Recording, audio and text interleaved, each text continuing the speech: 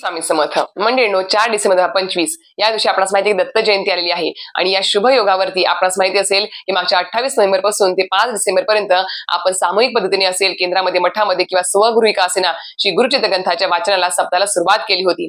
आता या सप्ताहाचा आज 7वा दिवस आहे। आज दत्त जयंती आहे आणि आज वाचन समाप्ती आपली झालेली आहे सर्वांची। आता उद्या सत्य दत्त पूजनच्या दिवशी आपलं उद्यापन असणार आहे घरामध्ये किंवा केंद्रामध्ये असेल। तर मंडळींनो, आपण दत्त जयंतीनिमित्त श्री गुरुचित्र ग्रंथाचं पारायण तर नक्कीच केलं आहे, पण असे काही सेवेकरी आहेत किंवा दत्त भक्त स्वामी भक्त आहेत ज्यांनी मागच्या 21 दिवसापासून 11 दिवसापासून 7 दिवस असेल 5 दिवस असेल किंवा 3 दिवस असेल त्याच्या संकल्पयुक्त दत्त जयंतीनिमित्त काही सेवांचा त्यांनी संकल्प केला होता। त्यामध्ये स्वामीचे सारामृत असेल किंवा 11 माळी जप असेल, तारक मंत्र असेल किंवा इतर कुठल्याही सेवा असेल दत्त महाराजांच्या किंवा स्वामी महाराजांच्या, त्या सर्वांचा संकल्प केला होता। तर या संकल्पयुक्त सेवांचा उद्यापन नेमकं कधी करायचं आहे, केव्हा करायचं आहे, कशा पद्धतीने करायचं आहे, कारण की उद्यापन करणे खूप मोठी गोष्ट असते। कारण की आपण जी सेवा केली आहे त्याचं फळ प्राप्ती जर आपल्याला चांगल्या पद्धतीने व्हावी असं वाटत असेल त्याचं उद्यापन देखील खूप छान पद्धतीने झालं पाहिजे आणि योग्य पद्धतीने झालं पाहिजे।